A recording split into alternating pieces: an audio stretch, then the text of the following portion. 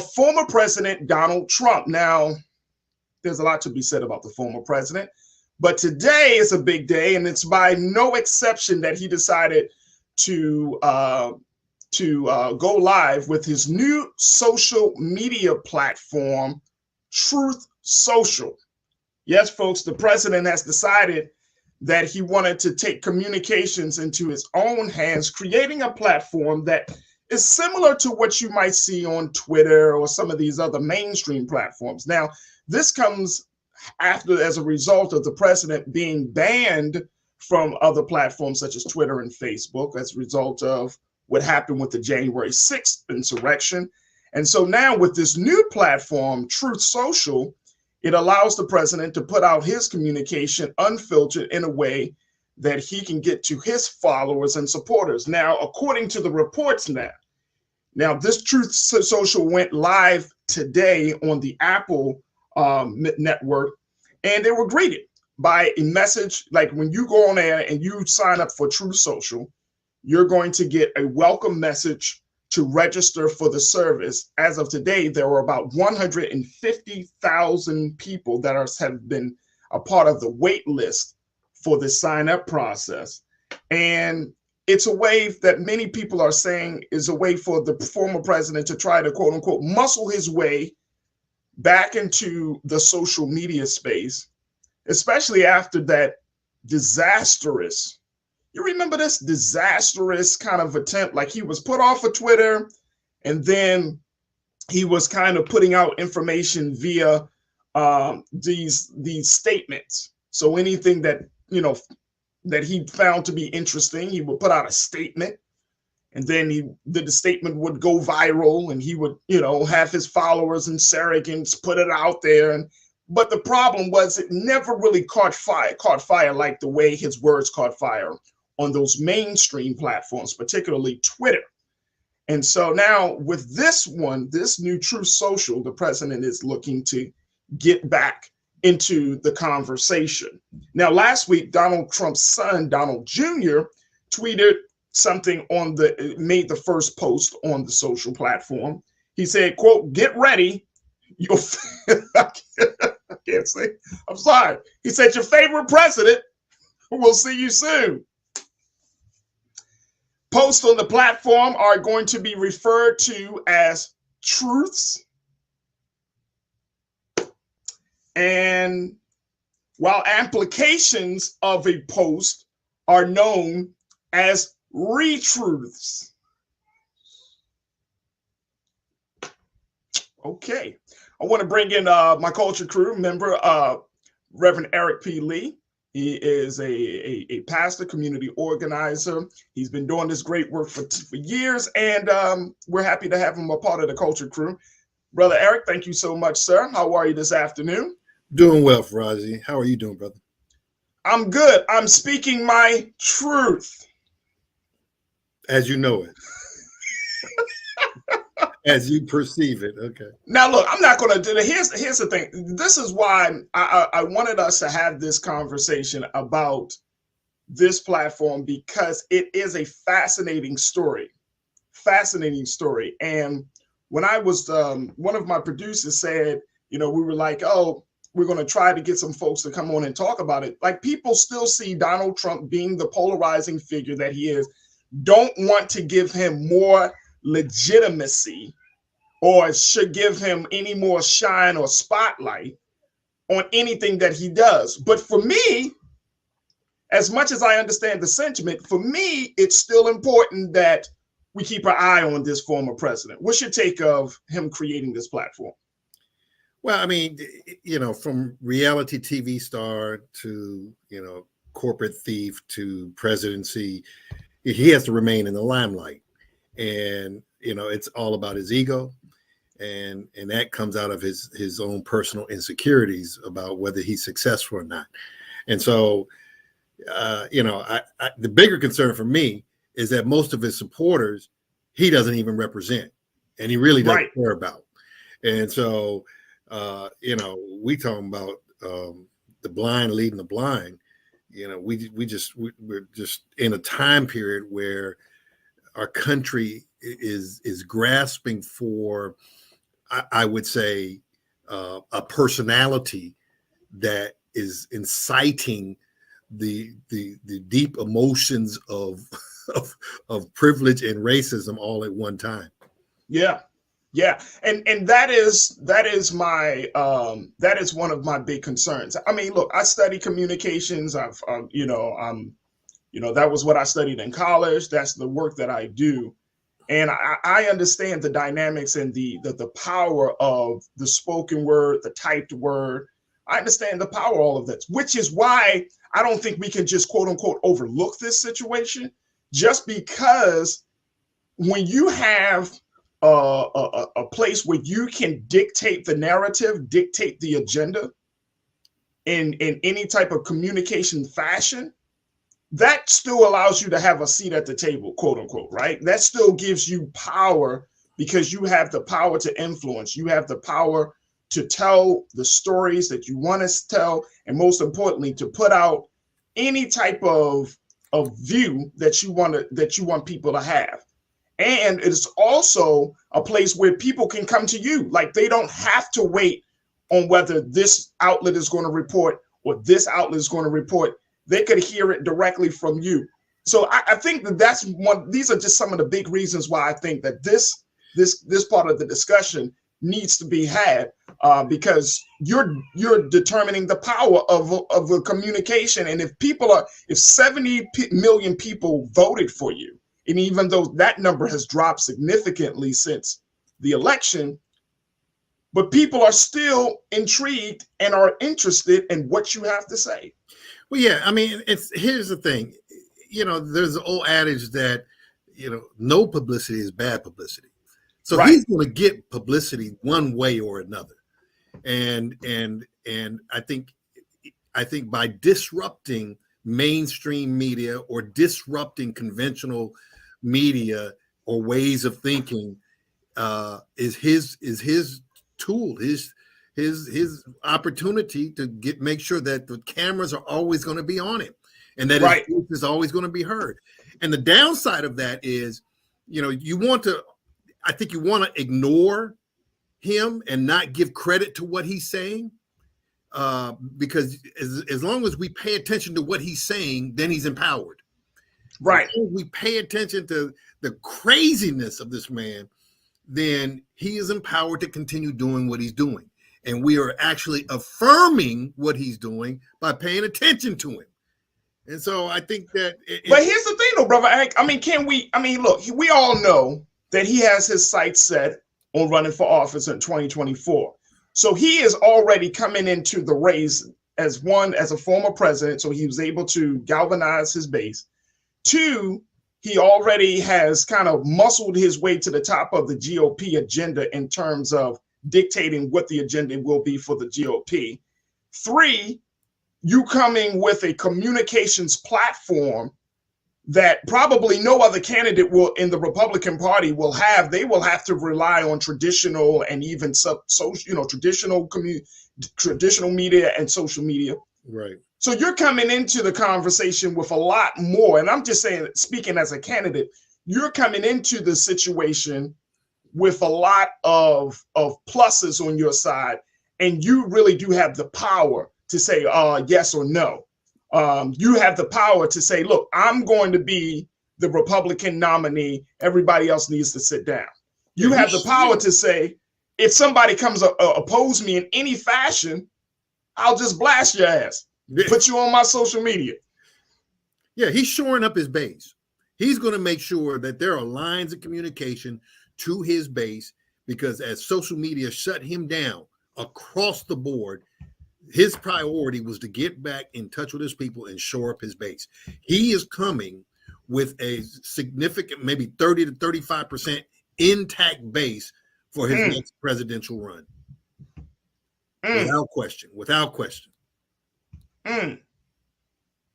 So what does a candidate, what do other Republican candidates, not that I'm just wondering just now, just thinking about it outside, just saying, okay, so what does a Republican candidate that may be in agreement with Donald Trump or may not be in agreement, how do they handle that?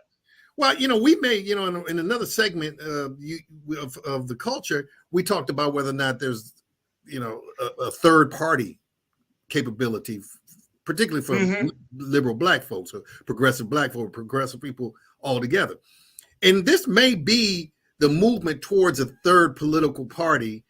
I mean, you have the Green Party, you have the Independents, but in terms of the numbers of people that legitimizes the political party and its opportunity to run for president, this might be the beginning of a party if the Republican Party, the GOP, break away from Trumpism. See, Trumpism is becoming a party unto itself. Right. And what does it do? Adam Kissinger, I think he's retiring. Him and Liz Cheney, those two Republicans, they could actually be the spark for reviving the grand old party, which Black folks used to be a part of. Right. But reviving that and having the Trumpism as a separate party unto itself. I think you might be onto something. And that is something that they have been trying to avoid. They have always, and I'm saying they as the Republicans, have always kind of, kept their ranks tight. Whereas for the Democrats, we know there are so many different factions, from progressives to moderate to conservatives and all of those different things. But you might be on a situation, Eric, where they might be breaking into factions or trying to break off much quicker than what we see with the Democratic Party. Absolutely. And if you are part of the Trump party versus the Republican Party, then now you got a whole new situation. I want to bring in our other culture crew member, B Fly, Black woman film producer and co-owner and co-founder of Blackwater Production House. B Fly, thank you so much for checking in, sis. We appreciate that. Thanks for having me, Farajii. How you feel today? We're good. B, when you think about this, you study communications. You know the power of it, right? I do. You got this man starting his own platform. Did you just take a breath, B? I did, Farajii. I did. Because shouldn't we all start our own platforms? Right. Shouldn't we all? It's possible. The technology is available to both you and I. We don't have to just be Geminis to activate the technology, So Donald Trump, he kind of plays into his privilege as a politician, his privilege as a TV personality, a privilege as a Gemini zodiac sign.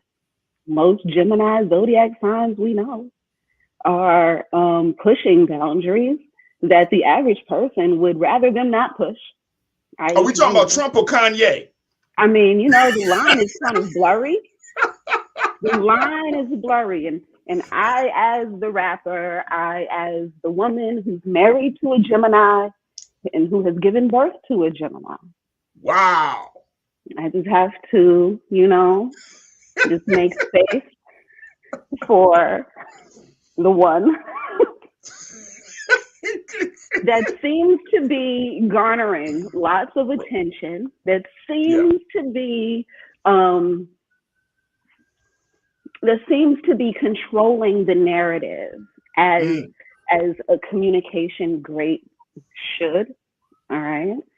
So we all know how love and hate operate in our society today. You can on social media say how much I love life and get 2 likes. But as soon as you say, oh my God, I want to die, then everyone is swarming. So the Donald Trump effect, it kind of shows more about us than it does him. He's just doing what he and his counterparts do. Just rev us up, throw in something in the pot that we're not comfortable with, and then we go emotional. But at the end of the day, it's politics. At the end of the day, he does represent white male racist privilege.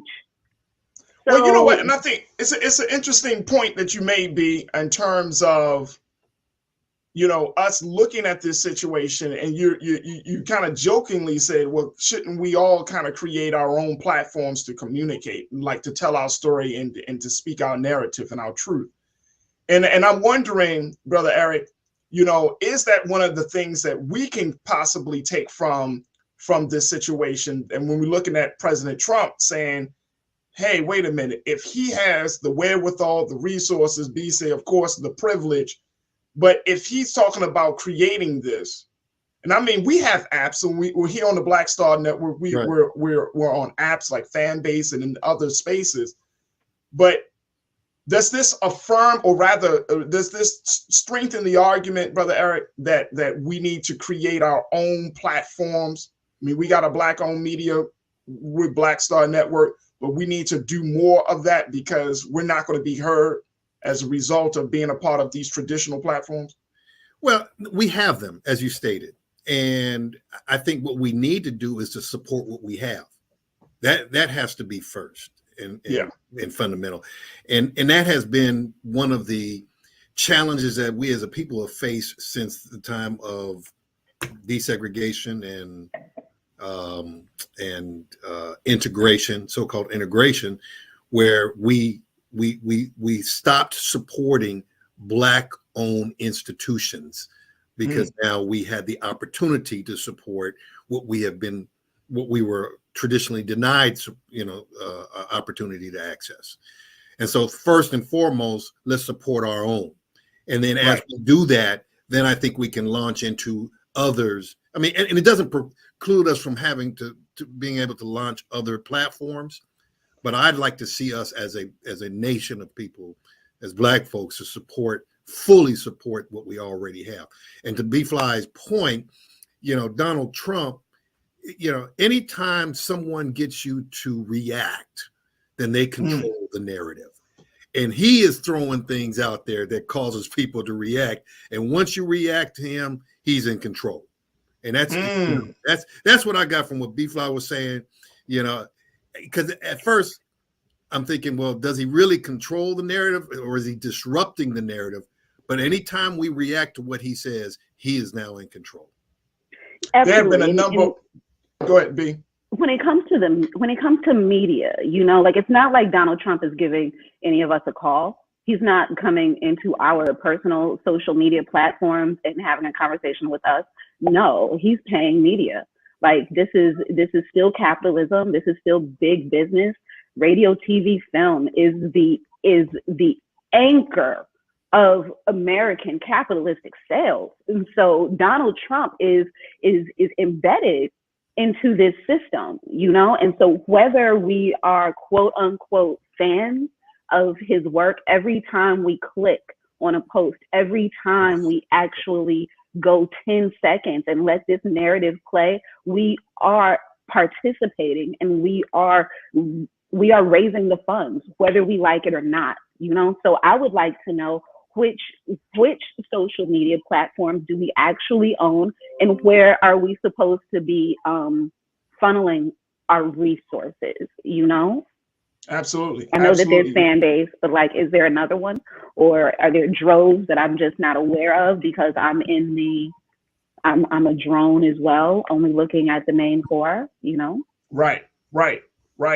And I think, there have been a number of reports, B and Eric, about the fact that this platform, since it went live today on Apple, that it's been riddled with error messages and outages and all types of technical issues. Now, Devin Nunes, who is the former Republican congressman who actually quit being a congressman to become the CEO of the company, the CEO of this media company, said last week that the Truth Social expects to be, quote unquote, fully operational by the end of March, when, quote, anyone can get on the platform within the United States at any time. So we're going to see, and I know that they're going to try to enlist, their engineers and their designers and all of those folks.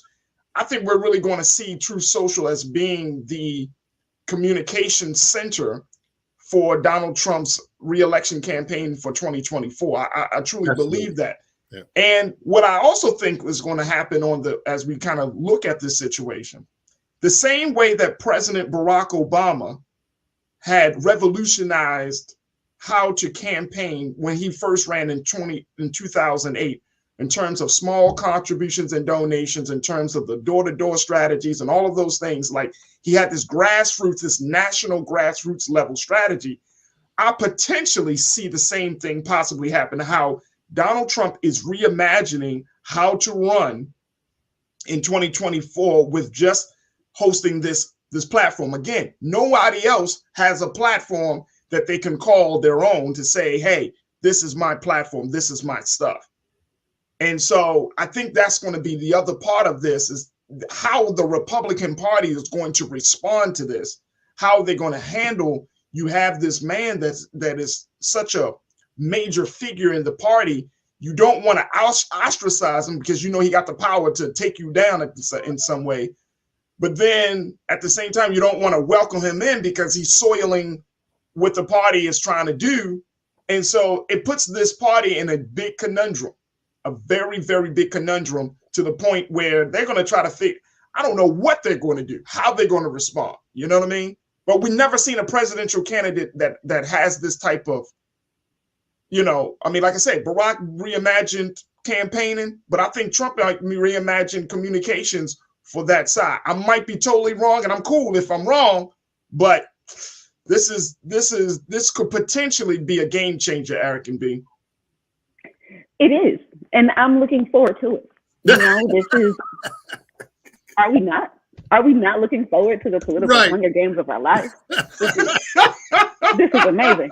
I'm set. Like, I can't find my phone. I want to download this app. Right. I need to be a part of this movement. I can't just sit on the sideline. I need to see this. No, because understand, all right, let's table politics, and let's table the Republican, Democrat, Black, white, rich, poor, ism, blah, right? We have an issue when it comes to social media and being policed. We do have an issue with this. Who are the powers that be that dictate shadow banning, that dictate the way we see and receive information? Who are these people? So something, yes, has to happen in order to counteract something that is heading down a destructive path. Okay, and so we need to be able to push on how the truth is disseminated, who dictates what that truth is, and we need to keep a watch. We need to be keeping a watch on our enemy. So if I'm hoping all three of us within the next 24 hours have accounts within this platform, so we're not just spectating while our enemies are actually gathering. Right. I would like to know the difference between his bandwidth and mine, because any .com can become its own social media. The difference is advertising power. Donald Trump has the advertising power to call every media executive and to get his platform into our minds. I personally don't have that direct advertising power, but Farajii, do you? You know what I'm saying? Like, we can easily create these. Boom, boom. You understand? It's called Black Star. I mean, seriously. It's called Black Star Network. It's called The Culture. It's called Black-owned media. And once you and I think you're so on point, B. Once you get that advertising power, and we're looking for advertisers and sponsors and supporters, but once you have that power, the sky's the limit. The sky is really the limit.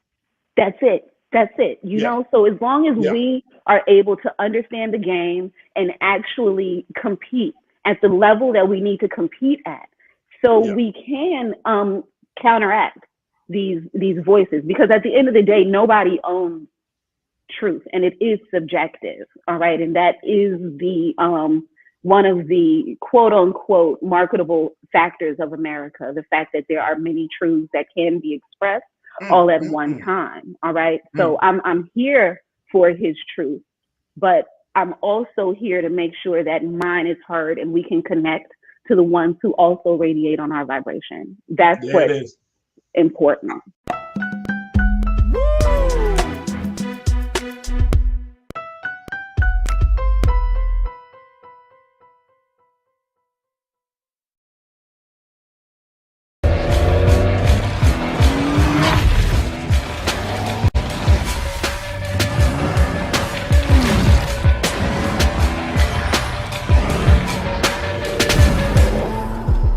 Pull up a chair, take your seat. The Black Tape with me, Dr. Greg Carr, here on the Black Star Network. Every week, we'll take a deeper dive into the world we're living in. Join the conversation only on the Black Star Network.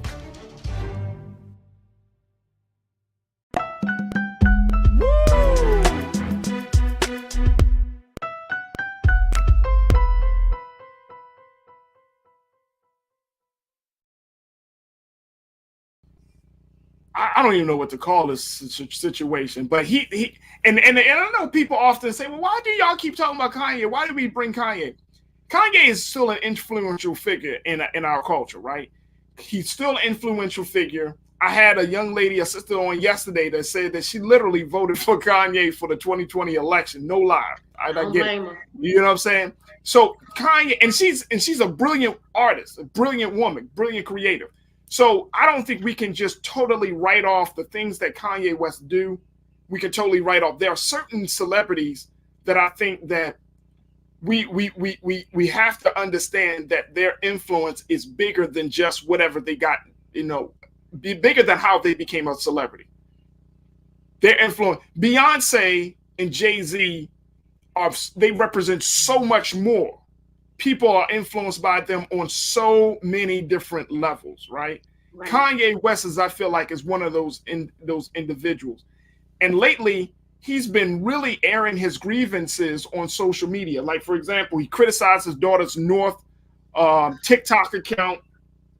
He has gone on. Yesterday, he made some wild posts that were since deleted about his love for Kim and her, alleged boyfriend, Pete Davidson. But here's what the psychologists are saying about this, because there's a story about it. And one psychologist, or one person that studies the media, her name is Andrea Boner. She's a clinical psychologist, and she wrote this book called Detox Your Thoughts. And she said the reality is the media can be culpable in truly damaging people's lives. And when the media frames a breakdown as entertainment or a public spectacle, we make it acceptable to talk in this way about any human who is suffering.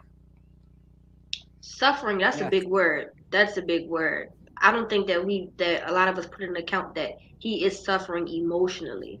You lost your wife, you lost your family, in a sense lost, because they're not in the same home anymore, but he's hurting. He's expressing his hurt. Now, granted, I'm not saying the way he's expressing it is healthy. I believe I read an article where he bought the house across the street from Kim Kardashian. That's like, I get your efforts, Kanye, but it's giving a little bit crazy, just a little bit. It makes people fearful, but we just have to account he's hurting. He's not expressing in a healthy way, but he's hurting. Well, if he's hurting, and this is the thing that I truly believe, Lise, that when you're going through a traumatic situation, and there are a couple of things that are very traumatic: loss of life, when there is a divorce. Those are the two most traumatic moments of a person's life if they experience those things, right? You got to know, and I think one of the big parts about being an adult is knowing when you can hold them and when you got to fold them. When you have a problem, or when you don't have a problem. If you can't admit that you don't have a problem, but you're going on social media, you just wilding out on every level, it speaks volumes about how you see yourself and where you are in your own growth. I agree. I think with the whole Kanye situation, like taking it back a little bit, I don't think Kanye was that influential in the presidential election. More so that people was like, who I got him or him. Okay, just I'm gonna throw it away. It's a toss up. So I rather Kanye, a giraffe, whoever. But I'm just saying, at this point with Kanye's mental health, I think that people need to take mental health more seriously. It's not just Kanye, because I get a little bit weary when I hear psychologists kind of diagnosing him and talking when they have not even. He's not a patient of theirs. So we don't know if he's in a mania state. We don't know that. So for us to kind of like put that on Kanye, I think is unfair. But I think that he has such a big platform to be able to showcase that it's okay to have mental illness. Most people have some level of a mental disorder or they go through mental distress. And I think this would be a perfect time to really normalize it. I'm a podcaster. I couldn't tell you how many times I've talked about Kanye West in the Mexican wrestler mask. And I'm like, what is going on with Kanye? Is he okay? Somebody come and go get him. But I will say that we do need to take this, because even with Antonio Brown, who's he's hanging with, Antonio Brown got upset because people accused him of having mental health issue. And what did he say? He got on camera and said that I'm not crazy and all. I was like, so you offended a bunch of other people because you were offended by them saying you have a mental health issue, instead of making this a platform to say that it is okay if you have a mental health issue and to seek help. But I don't have that. So I feel like this is a perfect time for us as society, if we're saying we don't like labels and we're really growing, for us to take mental health issues seriously and understand what it means to be bipolar. What does that mean? I think a lot of people don't even know. So let me ask you though, this question, Lise. Should we, in this article, in one article, the writer is saying, hey, this is a spectacle that we should not pay attention to. Should we not pay attention to what's going on to Kanye West? Should we not even have, deeper conversations about not just his mental health state, but the influence that he does make on the conversation around mental health? Should we just ignore him? I don't know if we necessarily should ignore Kanye. Kanye is a hard person to ignore, because I think the more you ignore him, the bigger the gesture. Look at what's going on now. But I do think that this is a perfect time for us to start talking about mental health in general. Maybe not like every 15 seconds, like, oh, Kanye had another post. Yes, Kanye is going to keep having posts till he's done. So let's not go too far into that and go into the rabbit hole. But let's start talking about what is mental health. If you don't feel well, you need to go speak to somebody. It's okay. Like in the Black community, especially, because there's a struggle between getting help with a therapist in the church as opposed to putting those two together. There's a Don't big talk about the church, Lee. struggle Don't there. talk about the church, Lee.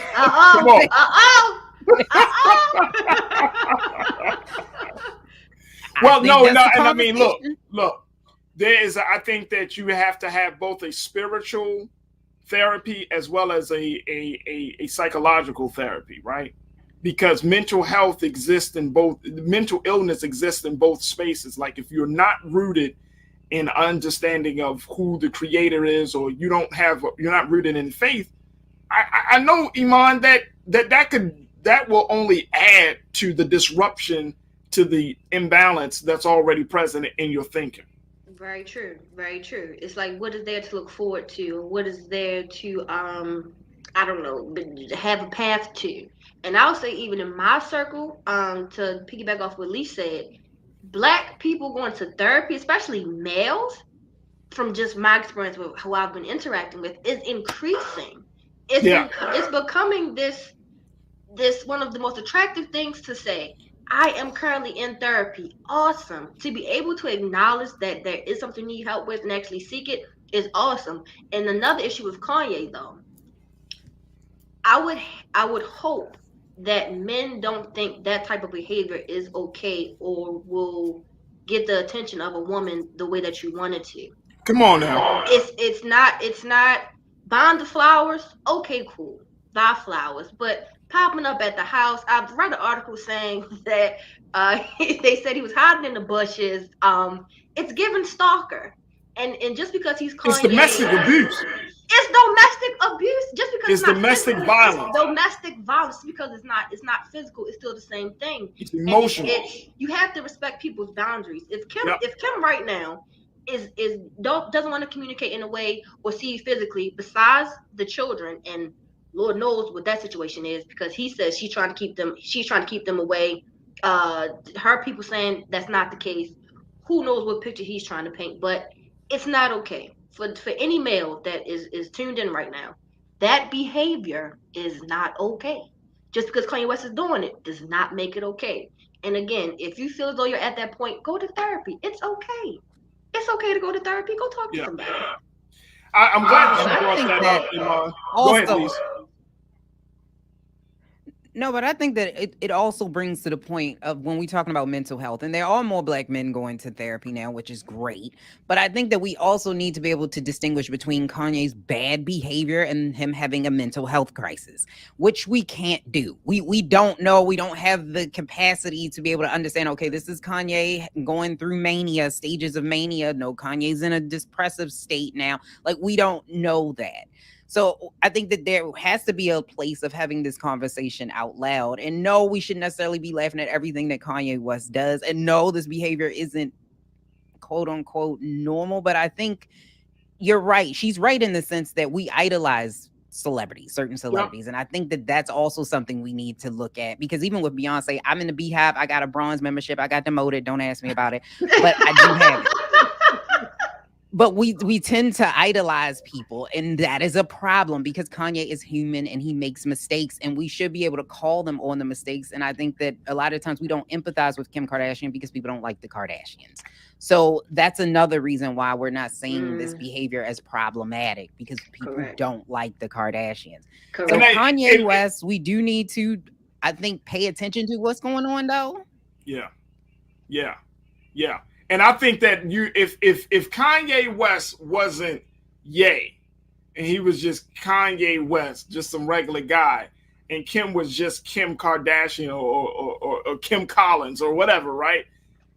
We would really look at this situation through the lens of domestic violence, through the lens of a woman possibly being, in fear of losing her life because the nature of things, of the dynamics of how their relationship is, the up and down nature of it. Then we got to look at the fact that you have children involved. I heard that Kanye went to a game and then he was shown on the Jumbotron. They booed him. And then essentially his daughter had to, she was embarrassed. And so she covered her face. And I'm just saying, for the children's sake, in a scenario like this, it becomes all too real, because they didn't ask to be a part of this. They were brought into this. And then as a result, people are not being forgiven and saying, oh, that's just North Dad. It's like Kanye West. It's like you're passing on this dysfunction from one generation to the next. And you're seeing it out in full display. And so North has to grow up, and all of his children got to grow up probably constantly defending their dad. If Kanye hasn't been Kanye since his mom passed away. Yeah, Kanye hasn't been. Well, and look, check this out. But has Kanye gone to therapy? We don't know. I'm gonna say I we know everything else about him, but nobody. Yeah. If Kanye hasn't gone to therapy, and then you can't, again, I'm going back to this point of his medicine, because they said his mom was the only person. His mom was one of the only people that could get him to take his medicine. That's another part that we're not talking about. We did not know that. I've heard that allegedly. She was one of the only So what, you mean take medicine in 15 years or something, bro? No, I'm sure he takes it, but he may not take it as often as he should. And, and this is all alleged. I don't know what he's on, or if this is just hearsay. I wasn't there. But allegedly, they're saying that the mom was one of the only people that could get him to do that, because he's probably had bipolar. He talks about it quite often. I think he's been diagnosed for. He's even named the album Bipolar or something like that, I believe, or he mentioned it. Yeah, he talks about it all the time. So Kim is the wife. She probably doesn't have the same level of, hey, compassion. Take this, or I think she has compassion, but it's different. You know, you're more likely to listen to mama than Right. Your Yeah, your but significant see, other in wife. most here's the cases. thing. Yeah. Again, Yeah. here's the thing. This is the part about it that I don't think that we can totally forget about. Kanye is a grown ass man. He's very grown. You He see what I'm is. saying? He is. They say his wealth is reportedly around $1 billion. I don't care about that.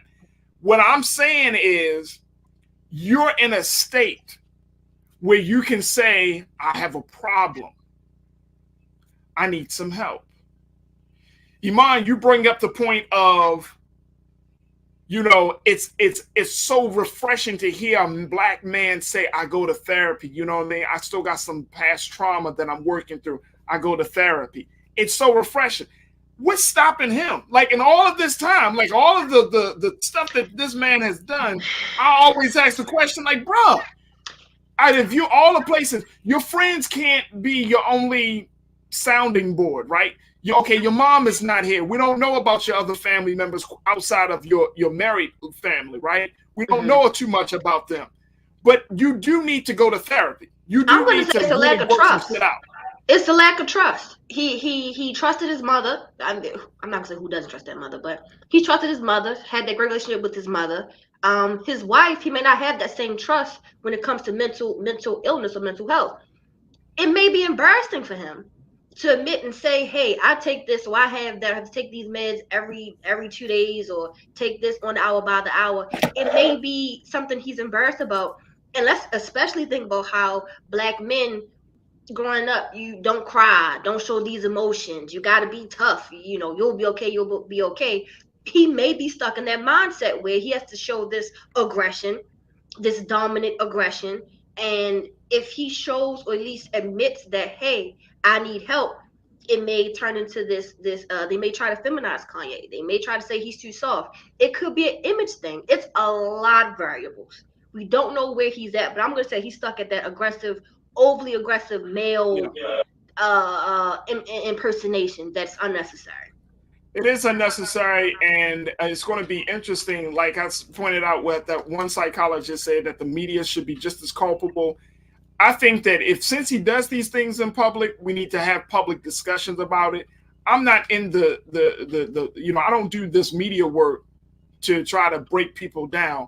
I think that we really need to have very in-depth, dived-in conversations about these things, right? Because they do affect people. We can't act like celebrity lives and their trials and tribulations don't influence us in some way, shape, or form, because we're all influenced by this stuff, right? Correct. And we're part of this larger culture that promotes that encourages people to be like these folks, or to handle life like these folks, or to see life like these folks. So, I mean, there are many opportunities that we can look at it. I just hope that this brother really gets some help. That's all of my stance has been on Kanye West for years. This man needs some help. He needs to, parents died. I get that. We've all grieved. Again, my mother had passed away, many others. But you gotta know to say, you know what? I need some help. It's going to be interesting, though, Lise. He got that new documentary on Netflix, Genius, right now. I haven't checked it out. I have to mentally get myself prepared to check it out. But some people, like the brother that shot the documentary, say that he's not too happy about how Netflix edited the piece. Like you may not see the full. You may not see Kanye as he wanted you to see Kanye, but I will check it out. I will definitely check it out.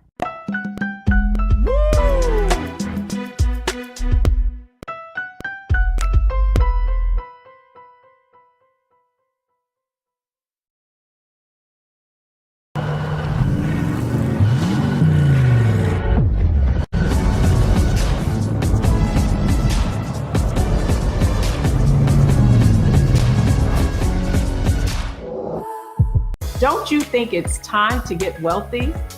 I'm Deborah Owens, America's Wealth Coach, and my new show on the Black Star Network focuses on the things your financial advisor or bank isn't telling you. So watch Get Wealthy on the Black Star Network.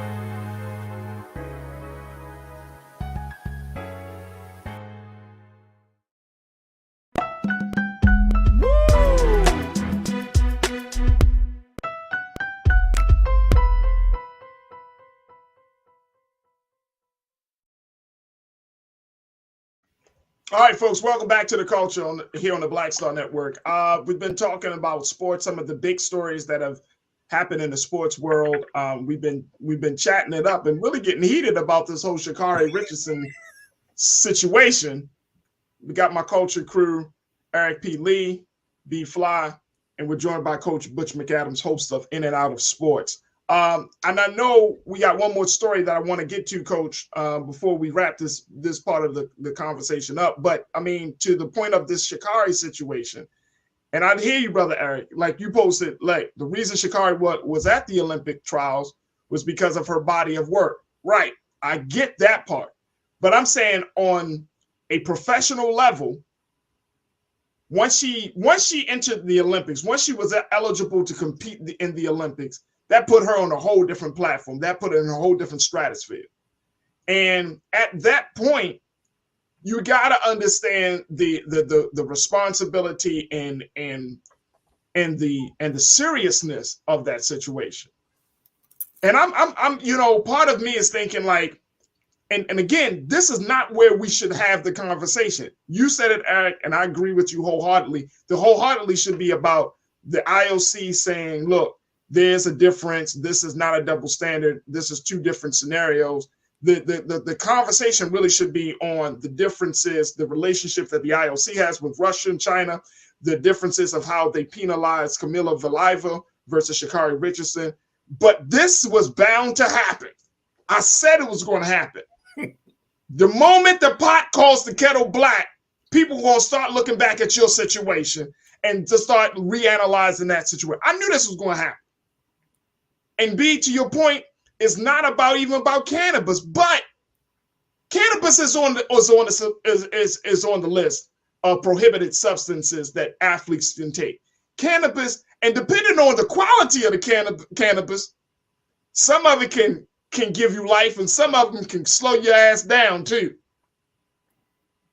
Listen, you know what I know. I would be. Listen, we're gonna move forward. Listen. Yeah. we were already policing Sha'Carri, okay? We were already policing her before this drug test, okay? We had more articles about her weed. No, yes, check your blog history. There were more conversations about her hair and literally, about her lashes, you know what I'm saying, than about her speed, you know what I'm saying? So this is the black conversation. This was. And so then once the cannabis came into play, then it was like this, see, I told you so narrative that came from internally, from our community. You know what I'm saying? And so the way our community, the way our elders, you know what I'm saying, will get on us, you know what I'm saying? Like we should know better than them. You know what I'm saying? We have to hold ourselves to a higher standard. But what's wrong with that?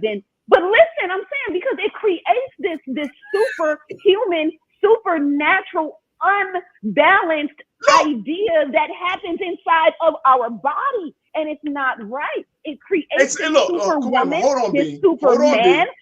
Hold on, B. This is a black woman on the international sporting stage, right? Yes. That represents. Yes. I mean, there's no doubt about it. She is unapologetically who she is, authentically. She represents. When you see Sha'Carri Richardson, you see black people, right? So, but my thing is, we should have a certain standard. Like, it's like, yo, we're not a monolith. We're not a monolith. We don't all go to the same church. I didn't say, look, I'm not tripping. Look, I do push back on people that talk about hair color and all of that stuff. I push back. That's cosmetic stuff. I'm talking about when you are on certain platforms like the Olympics, where the whole world knows that you represent a certain community of people, a certain nation of people, then guess what? You're damn right you need to be held to a higher standard. You represent us, especially in running. Shit, I mean, black folks in running. see, you should be winning every damn thing. All I'm saying is that once the metaverse takes over your sports, this won't be an issue anymore. You know what I'm saying? Like this, in this element, I can't wait for the metaverse to just take over the entire sport network. because what's happening here, we're like the issues that we're discussing in sports, it's ridiculous. You know what I'm saying? Like, we don't have any black owners. We got 80% black people in the game, because at the end of the day, let's keep it real. Like, our world has depended on our strength, depended on our resiliency, depended on our speed, depended on our regenerative properties. And so whatever happens to us, whenever we fall, okay, we're always going to have droves of elders holding us like to this standard that is superhuman. All righty. And then our counterparts are looking at us like, how they should have made it anyway. That's why there's no ownership. You feel me? All of this entire conversation is ridiculous. And at the end of the day, like, she's 20 years old. At the end of the day, she's 21, you know? 21. And so, and that right there. Who lost her mother and decided to indulge. I'm sorry, so maybe it's the pastor in me that's going to have this compassion for this child, but it's the passion and being a black man watching this young sister be, I think now being unjustly re-crucified, because she admitted her wrong, she accepted the penalty, and simply brought up the fact that they're going to let this white 15-year-old child compete when she had a banned performance-enhancing substance in her body. And why are we attacking Sha'Carri about that? Why are we not putting this other little girl's parents in jail? All right, go ahead, Coach. What's your take? Very quickly, Coach. Thank you. Well, I would respectfully disagree. No one on this show has attacked her. Okay. And I think while you are showing compassion, we are, and when I say we, I'm speaking of the perspective that I'm taking, as well as Farajii, that we're showing compassion, that all we're saying is, whether you're 20 years old or you're 15, there are rules and standards that we all have to adhere to. And if we don't, then there are consequences. Okay. And then hopefully you learn from those consequences. That's all I'm saying. And that's exactly what it is. And that's it. And I'm coming. I accept that. And I'm coming from the consequences. Right. Yeah, I'm coming from a perspective of close to 40 years in coaching and in education. And, again, we talk about personal responsibility. And no, we're not robots, and we all make mistakes, but we also have to be aware there are consequences to our mistakes. But when we make a mistake, hopefully it is a learning process, And that's all I'm saying. To add to, Coach, and I appreciate that, and I think that we need to add to that to understand the optics. Sha'Carri should understand the optics, the quote unquote court of public opinion, but the optics of how her story is being presented, how she's presenting herself. I'm not talking about physical presentation. I'm just saying the optics of, and I talked about this last week, the optics of you are an older black woman, young black woman, and you kind of, you going in on this younger white girl, and it's like the optics. The optics aren't good. I mean, the optics is not good. You know what I'm saying? The optics in this country ain't ever good. Oh no, that's what I'm saying. But here's what I'm saying, B. We can't look, as a community organizer, I learned one thing, that you can't operate from a place of what it should be. You got to operate from a place of what it is. So if she were white and went in on the Russian skater, do you think the optics would have been still bad? No, it wouldn't have been as same. And that's the point. That's the point, brother. All right? That's the point. Like, black people, we gotta act like we keep acting like we say that we want to be seen in a certain way, or we want to be treated in a certain way, but then in reality, we're in a state of denial that guess what? Every time we say something, our color is going to be the first thing that is heard. So then we're still shackled. Of course. And we're still shackled by our own people. Like that is what is painfully clear, regardless on how I jump out of my shackles. As soon as my humanity comes into play, as soon as I do something that is illegal, then not only am I going to be held to the law, but now I'm going to be held to the hopscotch black law.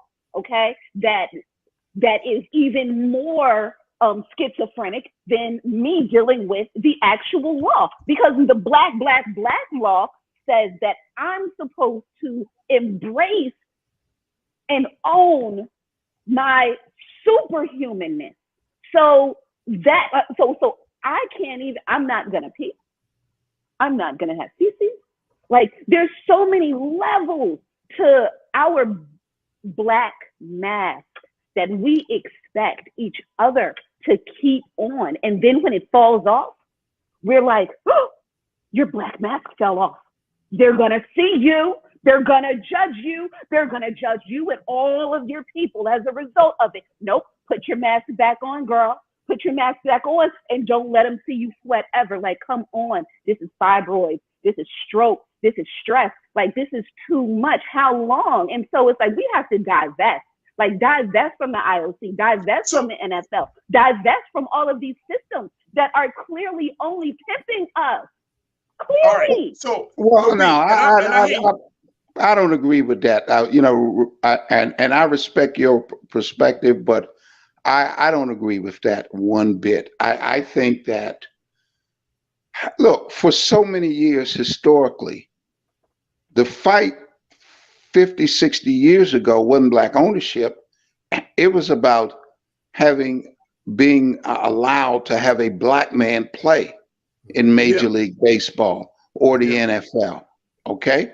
And then once we got in, then it was, well, what about playing positions of leadership, positions of thinking, like quarterback, center, linebacker?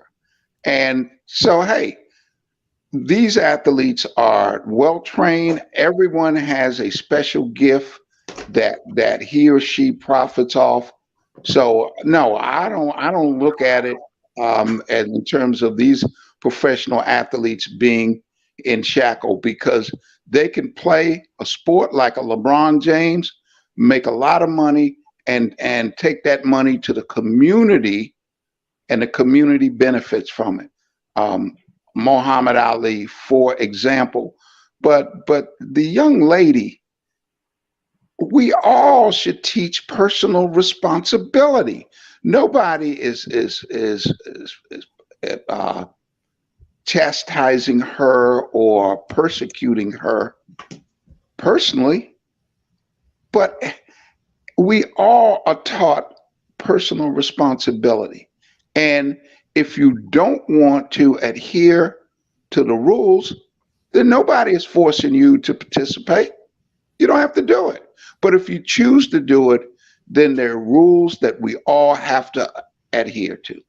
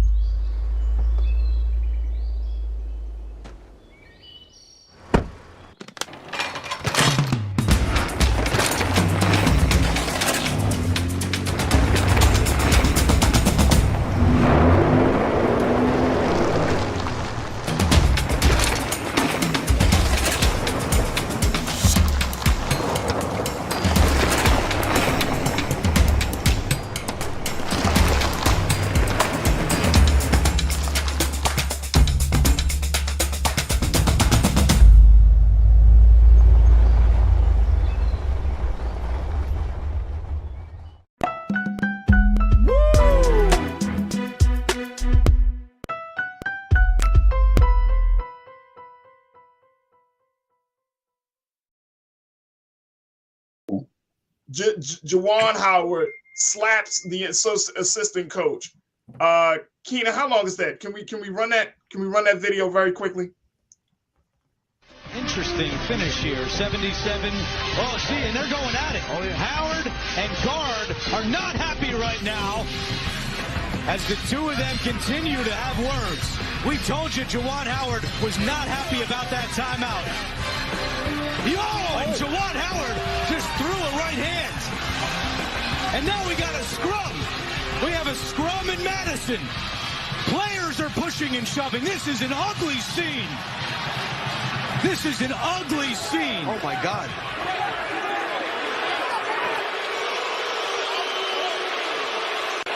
Trying to get separated, and there's no doubt it all stems from the timeout by Greg Gard. Now, that's not an excuse for this, but that is what angered Juwan Howard, and it spilled over into this.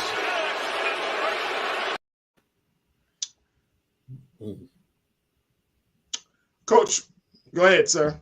What's your take? We're gonna wrap it on this. That was extremely ugly. And again, going back to personal responsibility, I don't care what transpired.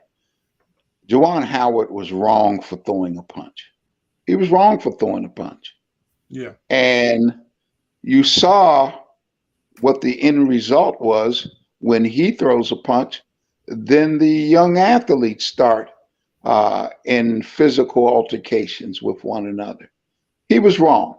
Now, the opposing coach, what he did was so unsportsmanlike in terms of calling that timeout with 15 seconds to go. There's an unwritten rule that you don't do that. All right. And Juwan was walking by him. He put his hand on his arm to want to get him to stop and talk. And that's how it started. And if it had just been a verbal confrontation between the two coaches, then hey, no big deal. But when he throws that punch, he crossed the line. And in my opinion, it's a fireable offense.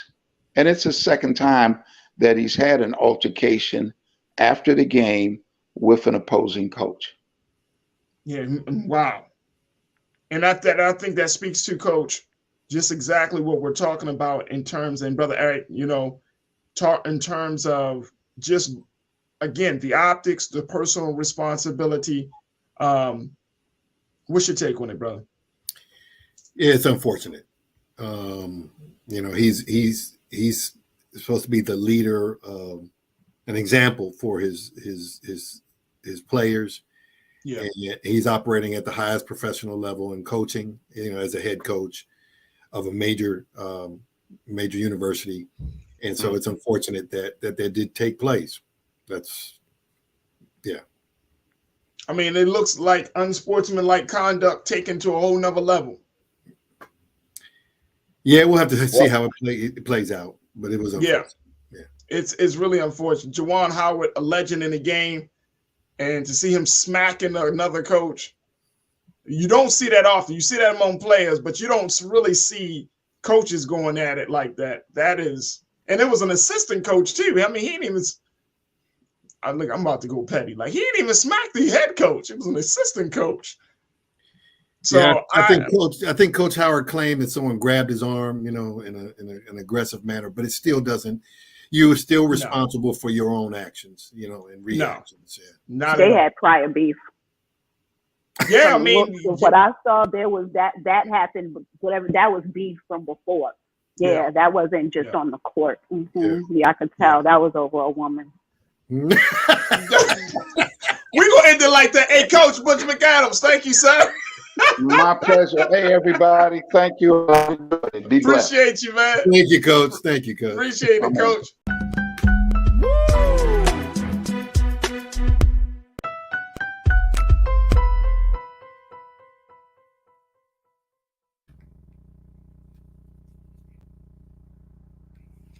All right, folks, welcome back to the show. Here on The Culture on the Black Star Network. We're going to make sure that we just getting some things straightened out here. So, folks, we've been talking about this latest situation around Kim Potter. This is the former Minnesota police officer that was that had killed Dante Wright. And we want to play for you just a little bit of what was said at today's sentencing hearing. Check this out.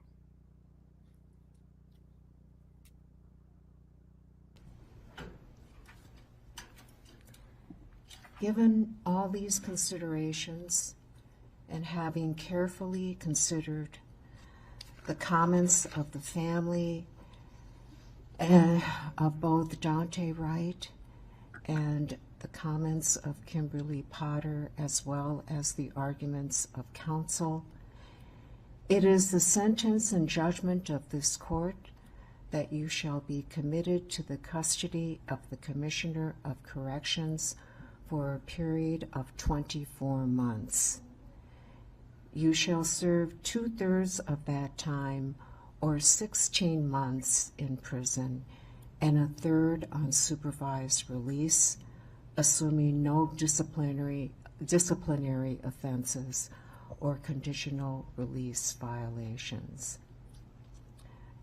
You have credit for 58 days already served. Restitution will be reserved. There'll be a fine of $1,000 and a surcharge of $78 to be taken out of prison wages or due within 180 days. You must provide a DNA sample. You may not use or possess any firearms, ammunition, or explosives. You have the right to appeal the conviction and sentence. If you are unable to pay the cost of an appeal, you may apply for leave to appeal at state expense by contacting the state public defender. You may be seated, Ms. Potter. I'd like to make a few parting comments. I recognize there will be those who disagree with this sentence, that I granted a significant downward departure does not in any way diminish Dante Wright's life. His life mattered. And to those who disagree and feel a longer prison sentence is appropriate, as difficult as it may be, please try to empathize with Ms. Potter's situation. As President Barack Obama once said, learning to stand in somebody else's shoes, to see through their eyes, that's how peace begins. And it's up to you to make that happen. Empathy is a quality of character that can change the world.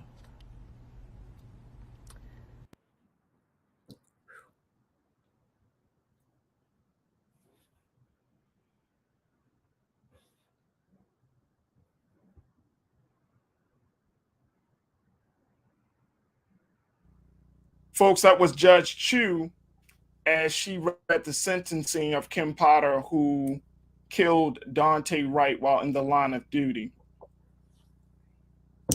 Bakari Chikwea, I am disturbed by that one. You have to excuse my body language because I was really having a moment. I didn't hear the latter invocation of the Barack Obama quote when I watched the segment of the ruling earlier. And it just invokes in me, again, so much frustration. And I am a bit speechless, so you may want to come back to me. But when I see the invocation of Black leaders, when there is something evidently done wrong to a Black person, yep, it is a reminder that at every turn and point in history where there has been injustice done unto a Black individual or unto the Black community, it's been incumbent upon us to be understanding, to be empathetic, to put ourselves in someone else's shoes as if our shoes are not run down ragged and torn, and we don't need to feel what are our shoes. It's not okay to feel what we're feeling. We have to extend our feelings to others. And it's, to the point I think Bakari made earlier, where clearly implied by the body language of Potter and her defense attorneys, I want to assume they anticipated this sort of ruling and sentencing, especially because they petitioned for a shorter prison sentence, and not even prison, and probation, because of her wonderful record and evident contrition, I think was the term they use, because she feels bad. That's enough that I can say for now. Yeah. It just leaves you speechless. I would have to agree, Shaquaya.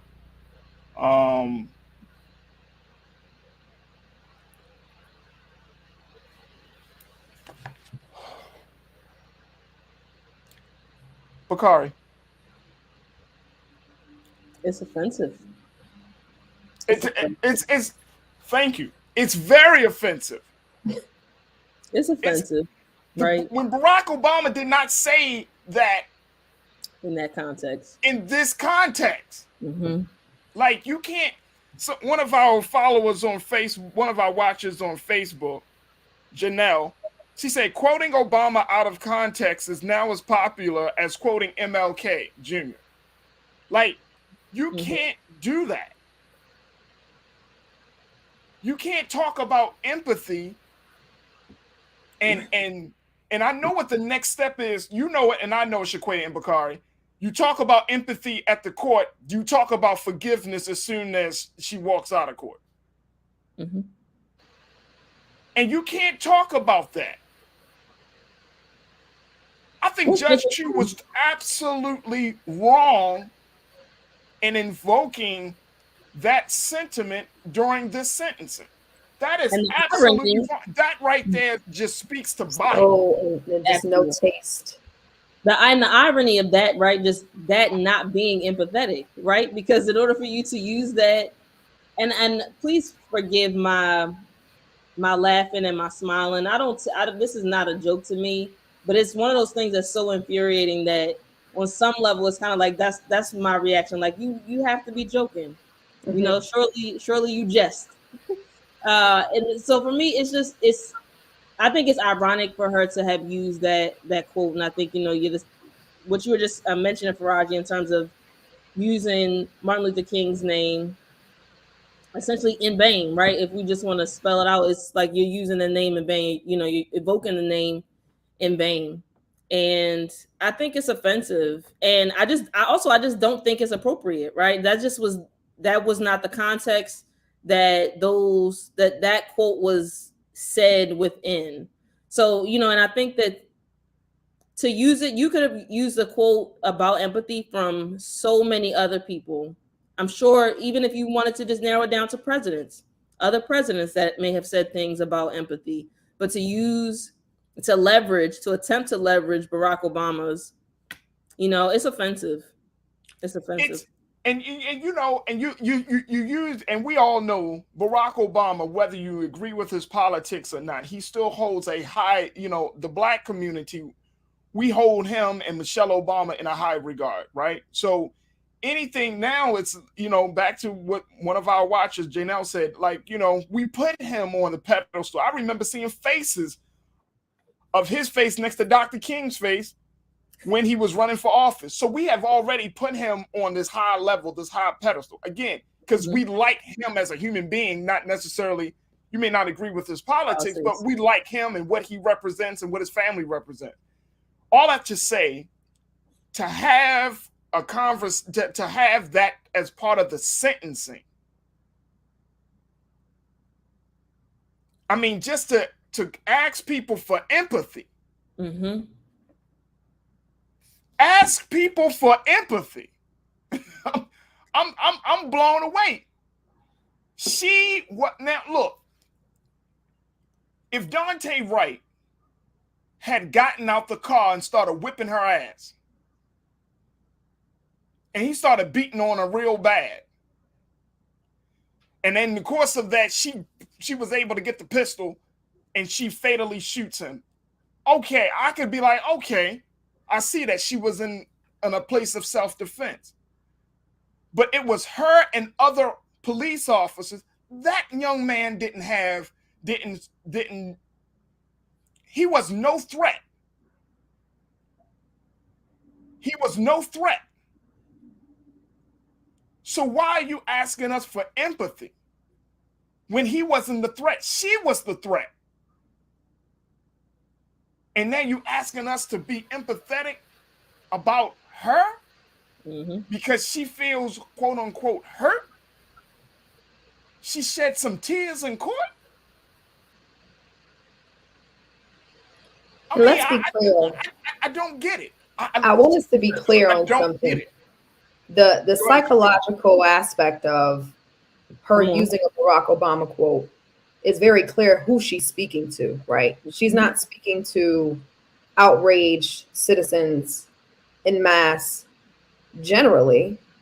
She knows she's speaking to individuals who would associate or empathize with the situation because of Dante's race.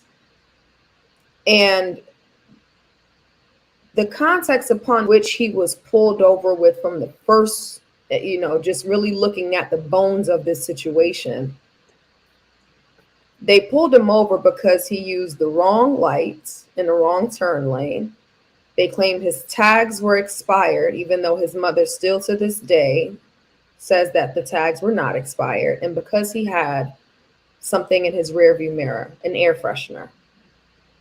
When they pulled him over and ran his name, they learned that he had a weapons violation and I think a restraining order against him. The grounds upon which was enough to arrest him. Oftentimes when police officers are pulling over individuals of color, they expect, or by statistical context of how low level or nonviolent crimes are impended upon people of color, especially those in poverty. There's oftentimes an expectation that they can get somebody for something. And I'm not trying to create or speak around this shadowy sense of how individual officers act. This is the system. Yeah. And this situation and how it played out, notwithstanding your scenario, right, where there may have been a threat imposed upon police in which they can invoke the clause of all due means of needing to defend themselves, and the clause that gets them out of trouble all the time. You had a situation where she made a mistake. A training police officer who has been in authority for decades at this point made a mistake and pulled a gun instead of a taser. I don't personally believe that it may have been a mistake. I believe perhaps it was first nature to feel as if her life was in danger because Dante was Black, and she pulled a gun, but then realized immediately upon it happening, because of the ruling of the George Floyd case taking place that day, it had to be on the forefront of all officers' minds that day.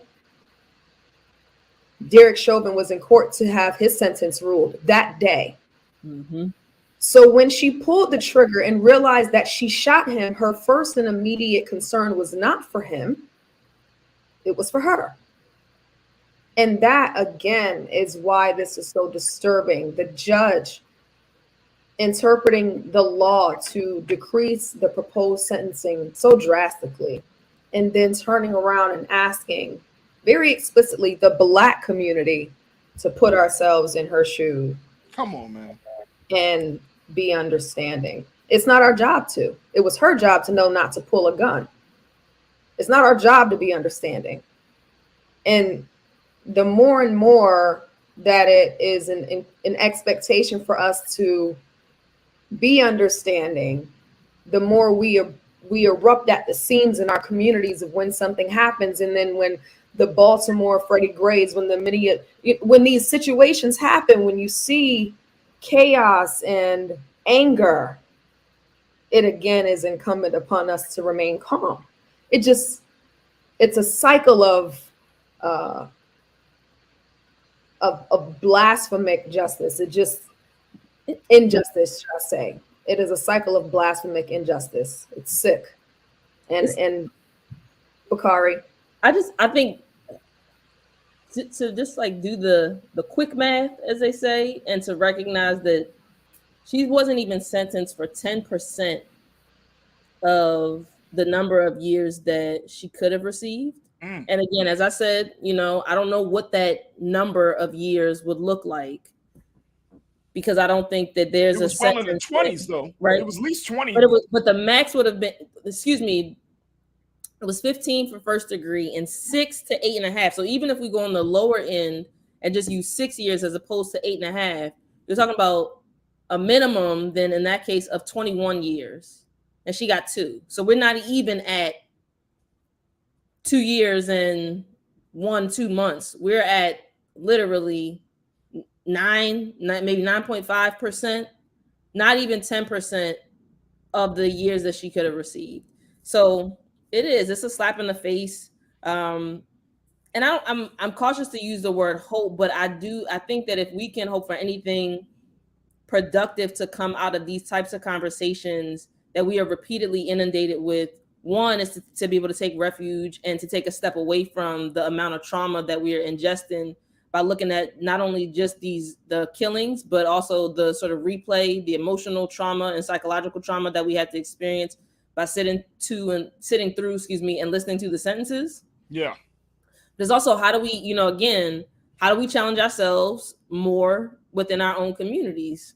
And I don't want to go back to the restorative justice piece, but it does also in a lot of ways look like, what does that look like for us to determine what that justice is going to look like on the front end? So, and I think that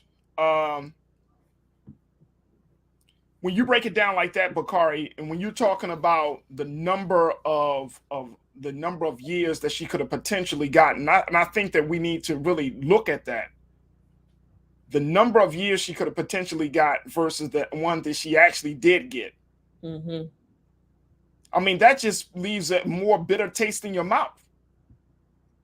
It then is not just a slap in the face; it's a kick in the gut. It's almost as if that she really didn't get penalized at all. You know what I mean? For something, when you're talking about 20-something years. Say it again. I said, especially when a portion of that is going to be spent on probation. And I don't want to minimize the experience of probation, right? But then there's also in the article, right, it also shares that she's also not within the general prison population. And I don't want to wish harm upon anyone, but even to know that this person is outside of the typical or the standard prison experience, right? That so many other, especially Black and brown women, if they were in the same position, probably would find themselves within, right? That she still is the exception to exception to the exception to the exception in so many ways. Yeah, and that's the thing. And then, our watchers are bringing up the case of Amber Geiger, who mistakenly thought that someone was in her apartment because she didn't remember her damn apartment where she lived, and she wound up shooting and killing Botham Jean, and how the judge extended a high level of biased compassion by walking off the judge's platform and giving her a hug and all of that. And it's just this again, that's what this moment reeks of. It reeks of a high level of bias that should lead to Judge Chu just getting disbarred. I mean, seriously. Like, I'm really case. So now what I'm interested in doing just on a personal level, to appease my interest in knowing the judicial record of Judge Chu. I want to go look at her average sentencing for similar crimes, for first degree and second degree manslaughter, where if there are other instances, I'm sure not, whether they're infamous or not, involving law enforcement officers and not involving law enforcement officers. I'm also interested in knowing what her sentencing in average looks for non-violent crimes for individuals of color, because now I want to get to the core of what the basis of her reasoning may be on a personal level, what her record shows. I'm thinking of Pamela Moses, and I'll be clear, I don't like to often just throw out different cases that are not necessarily connected by crime type or by state jurisdiction, because we know laws vary in each state and each case is different by its terms. But I mean, on the face of just thinking about the judicial system, I'm thinking of Pamela Moses right now, who last month was sentenced to 6 years in prison for trying to vote because he was a felon and her probation officer told her she could, walked her through the steps, and she got 6 years in prison. And she didn't kill nobody. These situations just, again, exasperate. It is an exasperating evidence of, and that's not a term, but it exasperates the sick case of the judicial system. It is deafening. It is numbing. It is something worthy of us really trying to consider what the strategy is for influencing and creating really sustainable pipelines into law and legal and judicial systems and law enforcement systems for people of color. I think I oftentimes just hold myself accountable to wanting to play more of a role in where these things are taking place, and wanting to become more informed about the situational aspects of individuals who are running for judicial offices. Oftentimes, most people don't pay attention to the judges on their ballots when it comes to local and state elections. And I hope that this is a reminder for people that you absolutely have to pay attention to who's sitting on the bench, right? It matters whether it's a famous case or whether it's Paul down the street. The background of these individuals matter so significantly to what happens when bad goes wrong, when things go wrong, when bad happens.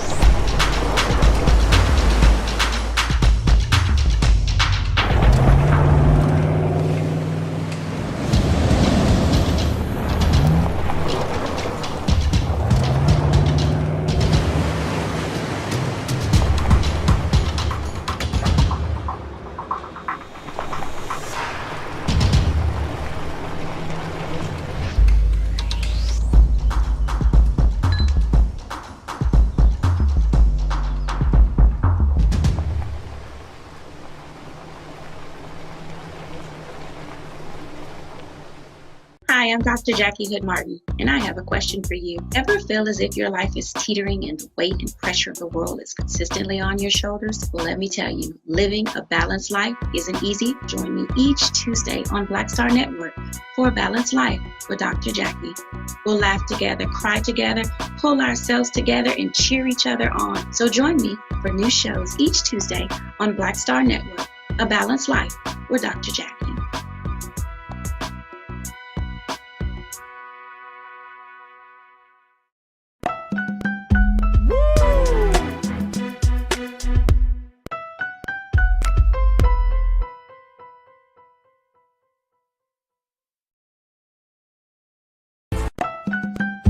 Woo!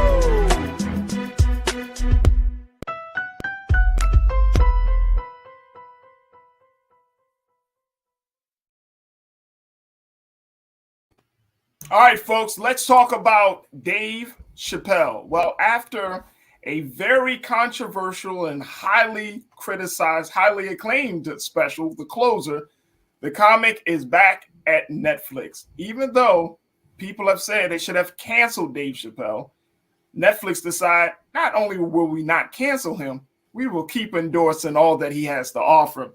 Dave Chappelle, it was announced just last Friday, the release of 4 upcoming comedy specials where Dave Chappelle will sign on to be the executive producer and host of these comedy specials. It's going to be dubbed Chappelle's Home Team. The first to be featured is Earthquake. Y'all know who Earthquake is. Earthquake, the comedian. His special will be called Earthquake Legendary, which premieres on February the 28th. Another special will spotlight Donnell Rawlings, who was a part of the Chappelle Show.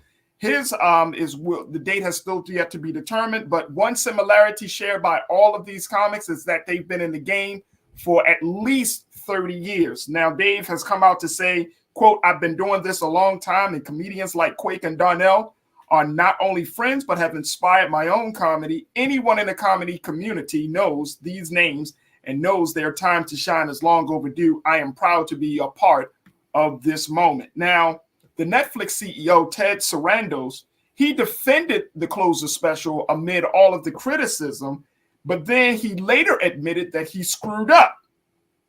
However, he still went back to supporting the program as, quote, being consistent with our comedy offerings. It's consistent with Dave Chappelle's comedy brand. And this is one of those times when there's something on Netflix that you're not going to like. The comics Dave Chappelle will continue to work with Netflix in that capacity, and he will also serve as the host for Netflix's Los Angeles-based comedy festival, Netflix is a Joke, which gets underway on April the 28th. Ladies, I want to bring back my culture crew. You can't cancel Dave Chappelle when he bringing in money for Netflix. True. Man, they People know that he had some, some people say, oh man, he's transphobic and all of that. But at the end of the day, hey, as Ted Sarandos said, this is just one of those times where you're just not going to like Netflix. I think people who were against the whole cancel culture, trying to cancel Dave Chappelle, of course, social media, Black Twitter and whatnot, there were a group that was saying, hey, we understand, y'all feel how y'all feel, but we're not canceling Dave Chappelle. And I think, which y'all spoke to me about last week, the optics, because you had people who said, no, we stop right here with this whole being sensitive about the LGBTQ community. We're not standing behind it. We behind Dave Chappelle. I think that pushed their narrative as well to convince them, all right, let's go ahead and try to kind of support the brother. Now look, and we all know that Dave Chappelle, like his comedy is he's. Let me just say this: Dave Chappelle's comedy has matured so much. Because I've watched Dave Chappelle. I even saw him live one time, but his comedy has matured so much. It's like you gotta be of a certain mindset to go to see Dave Chappelle. I went to see we saw Marlon Wayans' comedy special. Fell asleep. I think it was on Netflix. It just wasn't funny. No, it just wasn't funny. Like it wasn't. It didn't even get to the core of me, like to be funny. No, it wasn't funny. It just wasn't funny. But I think it's interesting there that as much as people want to say, that comedy or comedians have what they call a comedic license to speak on things, that when comedians do say some things that people don't like, people want to revoke their license. Yeah, for me, there's only one topic that's off limits, and you know what that is, rape. That's the only thing that to me is not funny. Nobody got mad at Dave Chappelle when he was Clayton Bigsby and he made fun of the Ku Klux Klan and Black people and racism, or when he used the N-word. So you know what? This is Dave Chappelle. I support him personally. I thought The Closer was funny, but I do think that he'll be a little bit more sensitive moving forward. I'm hoping that he'll be a little bit more sensitive to that community moving forward. I personally didn't get the vibes that he was being transphobic, and I do think that him coming out and trying his best to clear the air and saying, like, I'm not transphobic, I personally just kind of hope that we get to a place within our culture that people can like authentically say like, hey, I'm not transphobic, and we actually believe them, versus people coming out saying like, I'm not transphobic, and then people are like, no, you are, and he's like, but I'm not. I'm just a comedian. I just wanted to make people laugh. It wasn't to be offensive. I don't think that Chappelle was ever trying to be offensive. I think that he is a creator and he uses his creative license to make people laugh, and he uses social social issues, because like as you said, you have to grow as you get older. Your content is going to change, so he does talk about more social issues than just for the sake of trying to make people laugh. Yeah, I definitely think so. Leash, what's your take on this? So my take is, honestly, I think Killing Me Softly was his best special yet. I don't think, if I'm being honest, and I am a comedy girl, I watch stand-up through and through. I do not think his last 3 specials were that funny. I honestly think he was trying to shock people. And the reason why he was doing that is because people listen. If you are going to say something that's going to get people intrigued, they're more likely to listen to what you have to say. And I feel like that's what Dave Chappelle was doing here.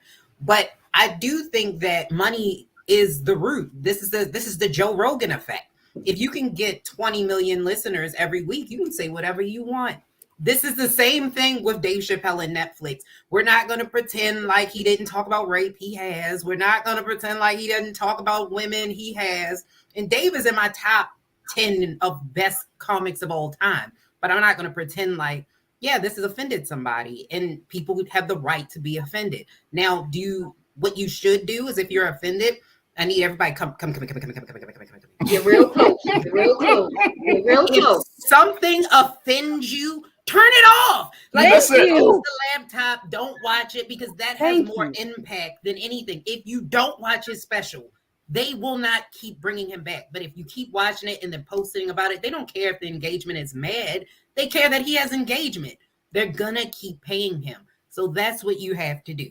That's all I'm saying. I'm gonna step back. All I'm saying is that I think it's just interesting that, comedians, they go across the line all the time. I'm sure if there was a quote unquote cancel culture when Richard Pryor was around, we probably wouldn't have heard of Richard Pryor. Ooh, yeah, no. Oh my gosh. If there was a cancel culture when Eddie Murphy, back to Eddie Murphy Raw, when Eddie Murphy Raw was out, when the whole, Eddie, him making fun of African women. I mean, seriously, like, what do we do? Like, Farajii, like, so we're just gonna take, like, because everyone is so sensitive now, we don't even have comedy anymore. Like, I don't know. I just feel like everything has become like, we have to place things where they are. Some things are meant to make us laugh. Some things are meant to enlighten us. Some things are meant to educate us. It's like, in those moments, can we laugh? But I agree with Lise. Oh my God, wholeheartedly. Why are y'all telling us to cancel this man? If you don't like him, don't watch it. The same way, if I don't like a genre of a movie, I'm not going to watch it. If I don't like a certain singer, I'm not going to listen to their music. It's that simple. Just remove your support. Like, and just because Elise did bring up something about Dave Chappelle making fun of rape, I just want to throw this out there. I have not seen all of Dave Chappelle's work. So I have not personally seen him make fun of rape. So if I did, that would have definitely been a huge issue for me, because again, that's my huge issue with Just Hilarious.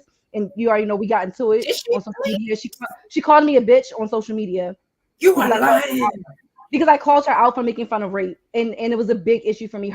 She literally, her description of rape was exactly what happened to me. And when many of us survivors called her out on it, she made another video making fun of rape victims. And I wrote an article about it, and she called me a B for it. Because I don't take that. That's not, I'm a survivor, and I've been raped more than one time. I don't take that shit as a joke. There's no instances for me where making fun of rape is funny. Period. Yeah, absolutely not. Absolutely not. And I think, and I would agree with you there, that there are certain topics and contents that should be off limits. And I think that we do look, comedians are not stupid people. They're not just, goof offs. These are people who think, who understand the culture, who understand, the boundaries, who understand, the climate that we're in. They're not stupid people at all. They're actually some of the smartest people that you probably will ever come across. But the fact is that there is a way to make people laugh without making people feel less than about themselves. And I think that's just the fine line that comedians have to walk in 2022. But we will see how Dave Chappelle handles this whole situation as he brings his friends up for Chappelle's home team for Netflix. And you know what? There's no report on how much money he's going to make for these 4 comedy specials, but just know he'll be laughing all the way to the bank. Can I say this though? But I will say that Dave Chappelle does a really good job of bringing up comedians. So he is bringing people with him. A lot of comics don't do that. If you know anything about the comic circuit, they don't want you to be funnier than them. So the headliner will pull people off. I know this has happened to comedians. They will pull them off if you are funnier than them. Dave is not like that. And he's bringing up other Black comedians that came before him but didn't get the recognition. So I definitely give him his props there. And I think people should at least give Earthquake is hilarious. Please, at least if you're going to support, not just with Dave Chappelle, but look at, he's supporting another Black man, somebody else's family. Give him a chance and watch this special, because it's not just about Dave Chappelle.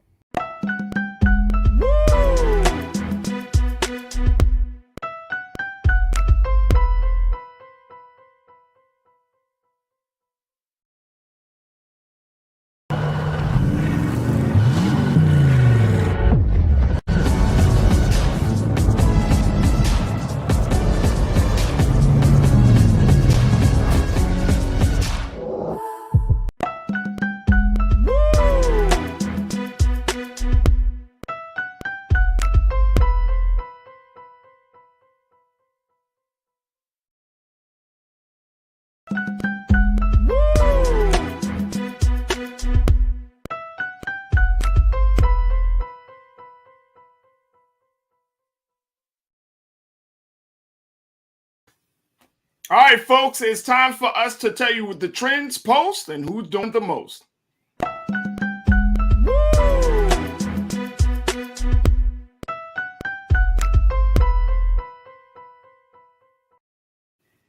right, let me just preference this first story about trends post and who's doing the most.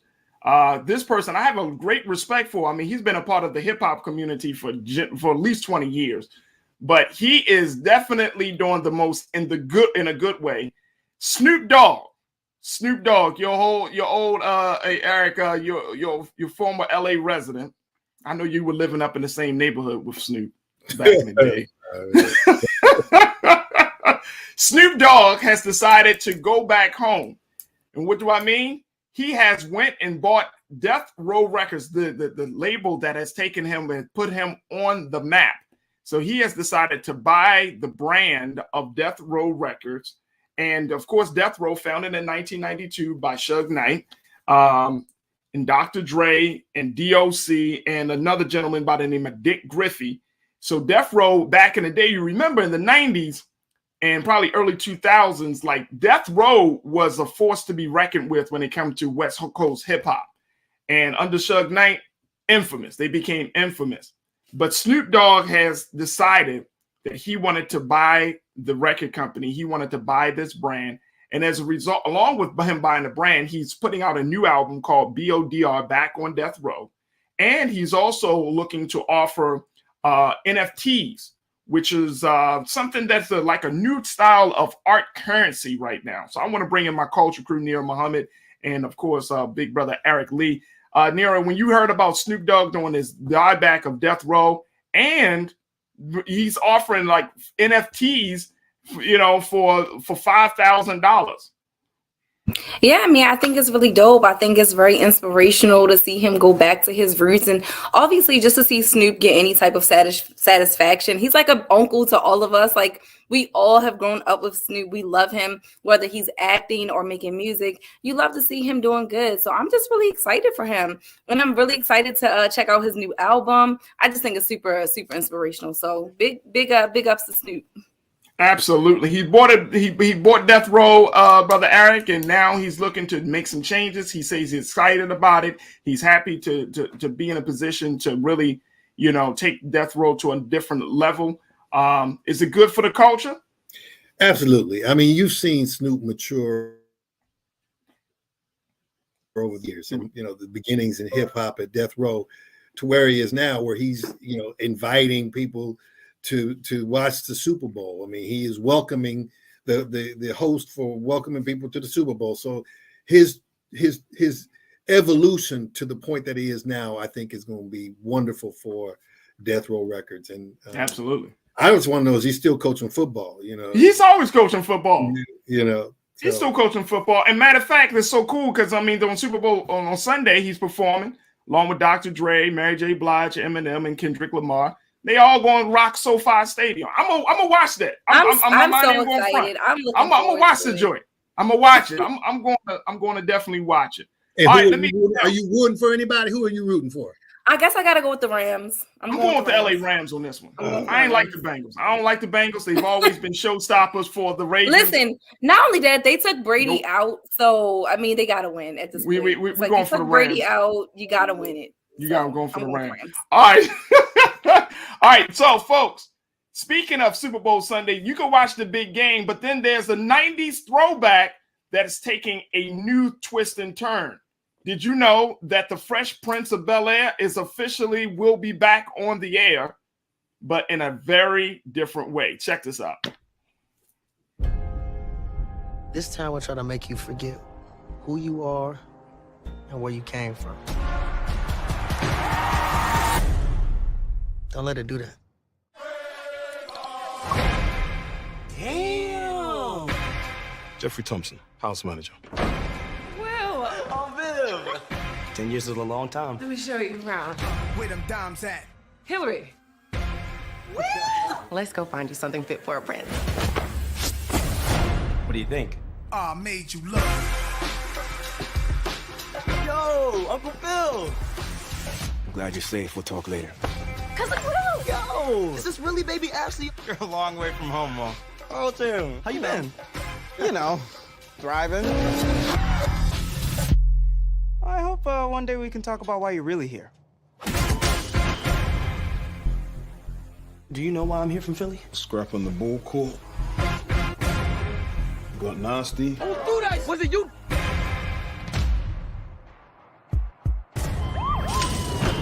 Now some bad man from Philly, you want to deal with you. Boy, I moved mountains to get you here. So here's the story. Came to Bel Air for a better education. Simple. Be patient. Give this a real chance. We have a different set of rules here, okay? If you want to do well, just keep your head down and follow my lead. Whoa, whoa.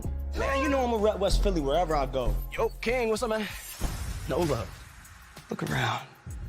These are my people. What? Now on? Steer clear. Welcome to Bel Air. What the hell is my life? Yo, chill out, bro. Maybe Will just isn't cut out for this. Why are we working so hard to save a boy who doesn't want to be safe? Because we owe it to him. A real man takes responsibility for his actions. A real man knows when to let go of his pride and make the most out of a second chance. Be the Will who charmed West Philly with his talent and swag. Let the music diffuse all attention.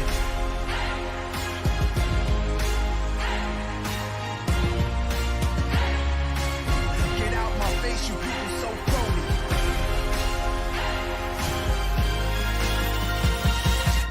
There's no going back. I made you look. I'm king of the town.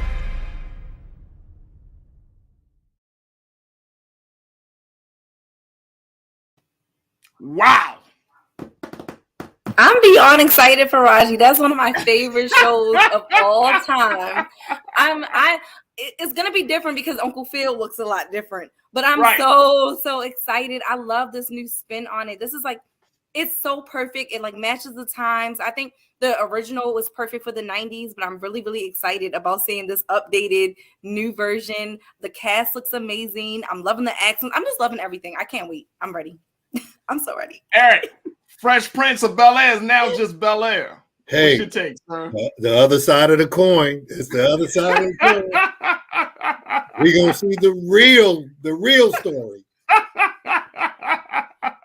I love it. I'm all here for it. We're gonna do our best to try to get some of the folks behind this rendition, this remix of our beloved sitcom. But to see Will Smith's name on this, to see so many dynamic young actors, new faces, I love it. I cannot wait, folks. It's dropping on Super Bowl Sunday on Peacock.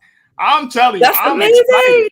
I am So pumped. glad I I renewed my Peacock subscription. Right. Yes. I'm just gonna say, hey, this is a show that I think we definitely need. It's going to be so good for the culture in so many ways.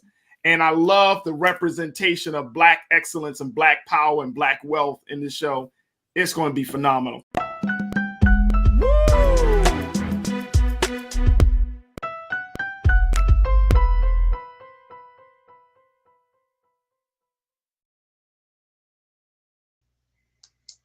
All right, folks, welcome back to the show. Let me bring my culture crew back in here, Shaquaya McKenzie and Bakari Jones. First and foremost, ladies, y'all were a little bit too excited to talk about housing.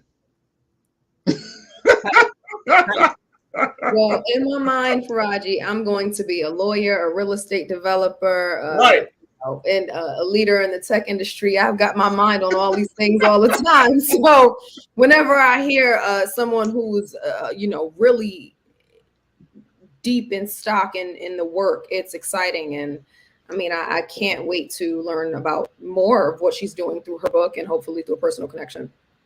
Absolutely. No, y'all were fantastic, and I appreciate the questions and the sentiment. So that is what's up. Now, as we wrap up the show for today and for the week, I wanted to bring some things to light, speaking about the beauty and the power of the Black woman. If you did not know, folks, I like to call this segment Telling Our Story, because I think, Bakari, it's important that we tell our story. Now, there is a new biopic that is going to be airing very soon, featuring the beautiful one and only Viola Davis as FLOTUS. I'm not talking about Joe Biden. I'm talking about the one and only Michelle Obama. Check out this new picture, this new film. How do you really feel about being First Lady? In 4 years, I don't want to look back and think, what did I become living in that house? It is my great honor to introduce to you the First Lady of the United States. Oh, still got it. Never lost it. The First Lady has to be a special kind of woman. I can't have you backseat driving.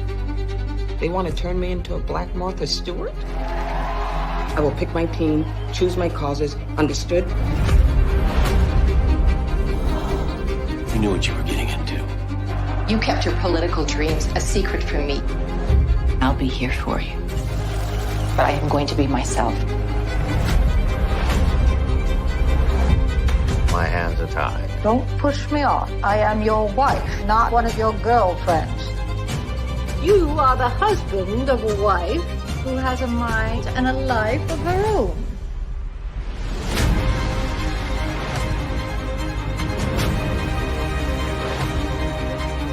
They think I should keep my mouth shut.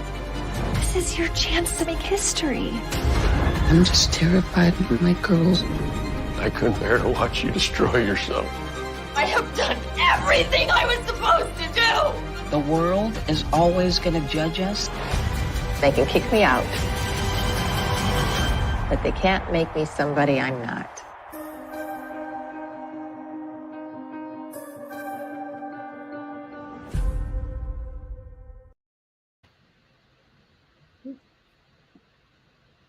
So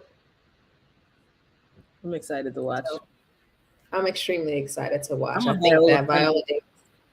Oh, yeah, huge Viola fan. And I was a little nervous about what her interpretation and the way she'd come off in terms of, how we kind of castigate people. I don't know. I'm gonna speak for myself. Once people play a certain role, I kind of always see them in that role unless they shatter it. And something else they're given. And I can see her playing Michelle so authentically in that trailer. I mean, it's just all of that. It's like to play someone who is still alive currently. I feel like that's a whole nother level just in and of itself. So I'm excited to watch. I think that I'm also looking forward to just like hearing all the like behind the scenes stuff that she Yeah. has to share her interviews. Michelle had to be there, right? Like, I'm assuming Michelle had to be coaching her through this role. I imagine. And then I'm like, Yeah. how much does she? I know she's the type of actor in general who, you know, I'm sure she's like deep in her study. You know, she's probably looking into all the footage, all of the behind the scenes context about Michelle. This is all interesting. I'm looking forward to it. This isn't April. It was Women's History Month, but April will cut it. So. Yeah, this is great. I anticipate, I hope I'm not being biased in saying this. I anticipate that all of the women will play their roles well and or have played their roles well, in so much that you know how some people can stick out. I don't want to say Viola's going to stick out because I believe Michelle Pfeiffer, they all look like they did an amazing job. But because of the contemporary nature of our FLOTUS, I think this is going to be great. Yeah. I mean, first and foremost, I have to be honest with you. I never thought that I would see Viola Davis play Michelle Obama.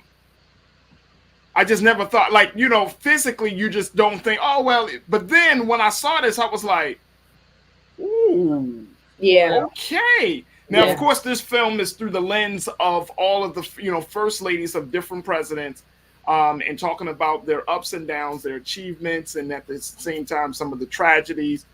But I think it's a powerful, I think this is going to be a very powerful thing. And it's interesting that we have not seen Michelle Obama. And I know we talk about it, but I don't think we've really seen it on screen to put Michelle Obama in the context as those previous first ladies.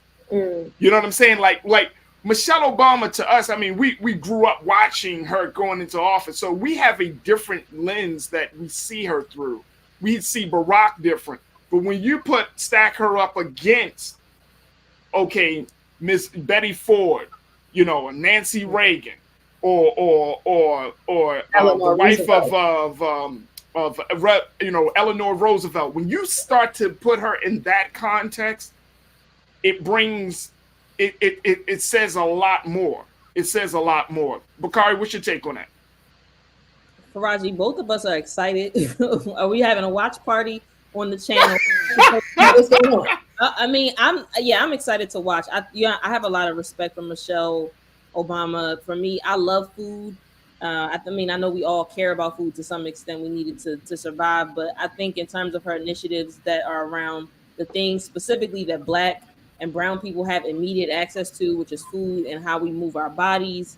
Those are the things that I was like super excited about as it relates to her, just you know, her legacy that she's leaving behind. So I'm excited to watch and engage and see how this contributes to, you know, some of the positive light that's shed on Michelle Obama. She still is talked about because of the color of her skin, but she's a brilliant woman who happens to also be the FLOTUS. So our forever FLOTUS, I'll say. So our forever FLOTUS.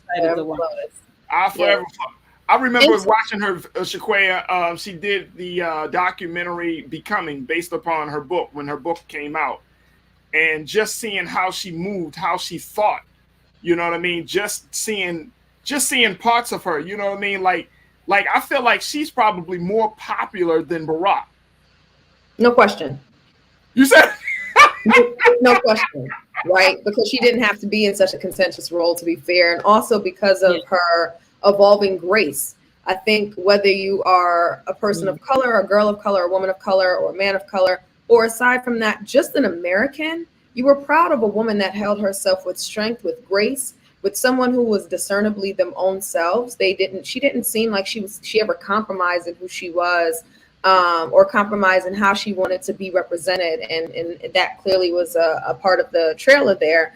And so she is very well liked, right? Like her approval ratings had, I think at one point, beat out any president in any history and any first lady in history. And that just speaks to who she is, right? But, you know, our forever FLOTUS. But I love what you said about how I don't think there'd ever been, I mean, I'm sure there have been documentaries and probably some featured media where there was an anthology of stories told of first ladies, but never this riveting. It doesn't seem, I don't know if there's ever been any other visual version of what they're doing now. But what I love about that is the opportunity that we have to see the intersection of challenge and perplexity that exists in the unfolding of the becoming of the first woman. It's not just the first lady, right? Because it's a role.